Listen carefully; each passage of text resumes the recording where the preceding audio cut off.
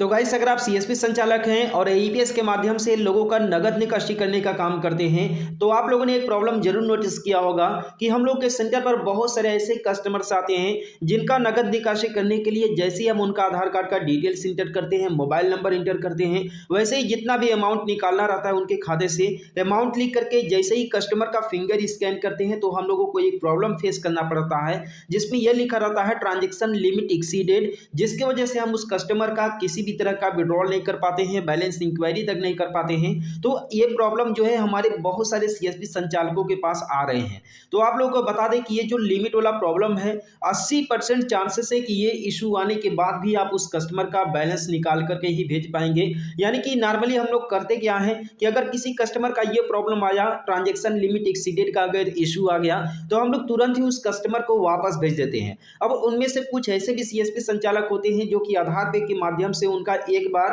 जो कि पैसा निकालने की कोशिश करते हैं, लेकिन जब आधार पे के माध्यम से भी पैसा नहीं निकलता है तो वो लोग तुरंत उस कस्टमर को रिटर्न कर देते हैं कि आपका ट्रांजैक्शन लिमिट खत्म हो चुका है और आपका पैसा नहीं निकलेगा। और आप लोगों ने एक और ये प्रॉब्लम नोटिस किया होगा कि कुछ ऐसे बैंक हैं जिनका अगर कस्टमर ने मंथ में एक बार भी अगर ट्रांजैक्शन कर लिया एईपीएस के माध्यम से तो उस कस्टमर का उस मंथ का एईपीएस ट्रांजैक्शन की जो लिमिट है पूरी तरीके से खत्म हो जाती है। नॉर्मली तो आप लोग एईपीएस के द्वारा उसका पैसा निकाल ही नहीं सकते हैं, अगर आप आधार पे के थ्रू निकालेंगे तो वो बात अलग है। लेकिन यहाँ पर हम लोगों ने ये प्रॉब्लम नोटिस किया है कि एईपीएस के द्वारा जब विड्रॉल करते हैं तो यहाँ पर ट्रांजेक्शन लिमिट एक्सीडेड का इशू आता है। लेकिन ये प्रॉब्लम चलिए ठीक है, लेकिन जब आधार पे के माध्यम से हम विड्रॉल करते हैं तो भी सेम प्रॉब्लम आता है। तो आखिर ये लिमिट का जो इशू है, ये जो लिमिट का प्रॉब्लम है, इसे कैसे ठीक कर सकते हैं, इसके बारे में आप लोग को यहाँ पर डिटेल से बताने वाला हूँ। देखिए यहाँ पर जो प्रोसेस या जो तरीका आप लोगों को बताने वाला हूँ, अगर आप लोग इसे अपनाते हैं तो 80-20 के जो रेशियो है इसे आप लोग सपोज कर लीजिए कि यहाँ पर लगभग 80% चांसेस हैं कि वो कस्टमर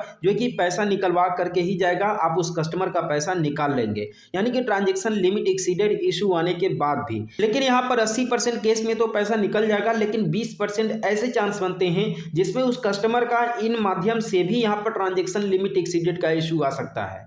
ठीक है, तो कुल मिलाकर के बात करें तो लगभग 80% कस्टमर का यहाँ पर पैसा निकलेगा। और रही बात 20% कस्टमर का, तो 20% कस्टमर का नहीं कहा जा सकता है। तो बेसिकली अब एईपीएस लिमिट का जो इशू था, ये प्रॉब्लम अब खत्म हो चुका है। अब एईपीएस लिमिट का कोई झंझट ही नहीं है। बशर्ते आप लोग को यहाँ पर जो 4-5 चीजें बता रहा हूँ इसे आप लोगों को फॉलो करना होगा, तभी आप लोग का ये काम करेगा। देखिए सबसे पहले जब नॉर्मली हम लोग के पास कस्टमर पैसा निकलवाने आता है तो हम लोग एईपीएस के माध्यम से ही ट्राई करते हैं। चलिए अच्छी बात है कि हम हो चाहे कोई भी हो एईपीएस के माध्यम से ही ट्राई करते हैं, क्योंकि एईपीएस में हम लोग को कमीशन भी मिलता है। ठीक है, और जो है कि हम नॉर्मली यूज करते ही हैं। लेकिन यहाँ पर अगर उस कस्टमर के अकाउंट में ट्रांजैक्शन अमाउंट एक्सीड लिमिट का इशू अगर आ जाता है तो हम लोग का सेकंड स्टेप होगा आधार पे। यानी कि अगर उसका जो है कि एईपीएस के द्वारा पैसा नहीं निकला तो हम लोग आधार पे के माध्यम से निकालेंगे। इसमें जो लिमिट है 10,000 कर दिया गया है, पहले मात्र 2500 रुपये था। ठीक है, तो अब किसी भी कस्टमर का आधार पे के माध्यम से आप लोग 10,000 रुपये का अमाउंट विड्रॉल कर सकते हैं। लेकिन यहाँ पर कंडीशन ये है कि आप लोगों को कस्टमर के साथ डील करना होगा, क्योंकि यहाँ पर अच्छा खासा चार्जेस भी आप लोगों से लिया जाता है अगर आप आधार पे के थ्रू जो है कि एईपीएस यानी कि आधार पे के थ्रू जब आप विड्रॉल करने का काम करते हैं तो। ठीक है, तो चलिए आधार पे के थ्रू अगर आपका नहीं निकल रहा है, आधार पे में भी आप लोग का ट्रांजैक्शन लिमिट एक्सीड का अगर इशू आ रहा है, तब आप लोग के सामने एक और तीसरा ऑप्शन बचता है फेस ऑथेंटिकेशन का। हमारे कई सारे सीएसपी संचालकों ने ये नोटिस किया है कि जो फेस ऑथेंटिकेशन का ये जो फीचर है, इस फीचर के माध्यम से भी पैसा निकल जाता है। अगर किसी कस्टमर का एईपीएस के द्वारा फिंगर स्कैन करके अगर पैसा नहीं निकल रहा है, ठीक है, तो उस कस्टमर का पैसा फेस ऑथेंटिकेशन यानी कि फेस स्कैन करके पैसा निकल जा रहा है। ठीक है, तो आप लोग सबसे पहले एईपीएस के द्वारा ट्राई कीजिए। अगर इससे नहीं निकल रहा है तो आप लोग आधार पे के थ्रू ट्राई कीजिए। अगर उससे भी नहीं निकल रहा है तो आप लोग फेस ऑथेंटिकेशन के थ्रू भी ट्राई कर लीजिए। अगर फेस ऑथेंटिकेशन के थ्रू भी नहीं निकल रहा है तो अगर आप जिस कंपनी के पोर्टल से अगर आप पैसा निकाल रहे होंगे उस कंपनी का पोर्टल आप चेंज करके देखिए। कि अगर आप स्पाइस मनी का पोर्टल यूज कर रहे हैं, स्पाइस मनी के पोर्टल के थ्रू अगर आप विड्रॉल कर रहे हैं अभी, तो आप लोग किसी और कंपनी का जो है कि पोर्टल के थ्रू विड्रॉल करके देखिए। देखिए मैं ऐसा इसलिए बोल रहा हूँ, मुझे ऐसा लगता है कि बहुत सारे सीएसपी संचालकों के पास जो कि दो दो कंपनियों का एईपीएस पोर्टल नहीं होगा,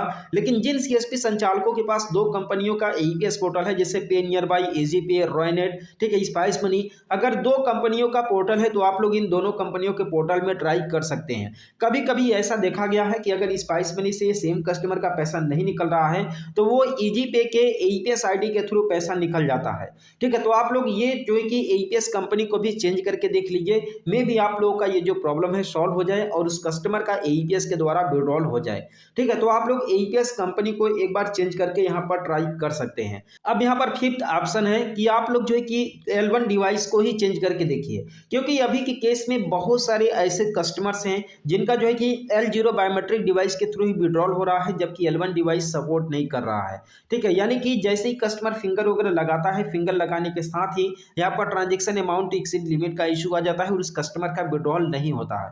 तो अगर आपके पास L0 बायोमेट्रिक डिवाइस की अवेलेबिलिटी है तो अब आप लोग L0 बायोमेट्रिक डिवाइस का यूज करें। आप उसमें रिचार्ज जो है कि अगर ऑलरेडी उसमें है तो, लेकिन अगर रिचार्ज नहीं है तो मैं आप लोगों को बिल्कुल भी ये सजेस्ट नहीं करूंगा कि आप उस पुराने डिवाइस को रिचार्ज करके यूज करें। मैं भी रिचार्ज करने के बाद भी अगर पैसा नहीं निकलेगा तो आपका पैसा पूरी तरीके से यहाँ पर बर्बाद होने वाला है रिचार्ज का, ठीक है। तो मैंने आप लोगों को यहाँ पर जो टोटल 5 से 6 तरीके बताए हैं, आप लोग इस तरीके को फॉलो कीजिए। और दूसरी चीज़ की बहुत सारे ऐसे भी कस्टमर्स होते हैं जिनके पास एटीएम कार्ड होता है, डेबिट कार्ड होता है, तो आप लोग मिनी एटीएम के थ्रू भी आसानी से पैसा निकाल सकते हैं, माइक्रो एटीएम के थ्रू भी किसी भी कस्टमर का। टोटल यहाँ पर 6 ऐसे माध्यम हैं जिनके माध्यम से आप लोग जो है कि लगभग 80% केस में ट्रांजैक्शन अमाउंट एक्सीड लिमिट होने के बाद भी जो है कि उस कस्टमर का विड्रॉल कर पाएंगे। तो खैर आप लोगों ने इसमें से किस किस माध्यम को ट्राई किया है लोगों का विड्रॉल करने के लिए लिमिट होने के बाद, आप लोग मुझे कमेंट करके जरूर बताइएगा। देखिए कई सारे ऐसे बैंक हैं जो कि अपने कस्टमर को मंथ में 4 फ्री एईपीएस ट्रांजैक्शन करने का मौका देते हैं, लेकिन अगर कस्टमर मंथ में अगर एक भी ट्रांजैक्शन कर लेता है तो जब दूसरी बार फिंगर लगाता है एईपीएस के द्वारा ट्रांजैक्शन करने के लिए तो वहां पर तुरंत ट्रांजैक्शन लिमिट एक्सीडेड का इशू आ जाता है, जबकि बैंक यहाँ पर जो है कि 4 बार फ्री ट्रांजैक्शन करने का मौका देता है, ठीक है। यहाँ पर कुल मिलाकर अगर बात करें तो यहाँ पर टोटली दोगलाई है बैंकों की तरफ से। और दूसरी चीज कि बैंक ये बोलते हैं कि हम 4 बार फ्री एईपीएस ट्रांजैक्शन दे रहे हैं, इसके बाद चार्ज लेना आपसे शुरू कर देंगे, लेकिन यहाँ पर चार्ज की बात तो छोड़िए, जो फ्री में एईपीएस ट्रांजैक्शन दे रहे हैं वो भी जो है कि नहीं दे रहे हैं बैंक वाले, ठीक है। तो आप लोगों को कैसा लगा ये वीडियो और जो मैंने आप लोग यहाँ पर तरीका बताया है, इसे आप लोग जरूर फॉलो कीजिएगा। इससे लगभग 80% चांसेस हैं कि आप लोग के पास ये ट्रांजैक्शन लिमिट एक्सीड का इशू नहीं आएगा। तो आई होप कि इस वीडियो के माध्यम से आप लोगों को हेल्प मिला होगा। चैनल को सब्सक्राइब कर देना, वीडियो को लाइक कर देना। मिलते हैं फिर किसी नेक्स्ट वीडियो में एक नए अपडेट के साथ।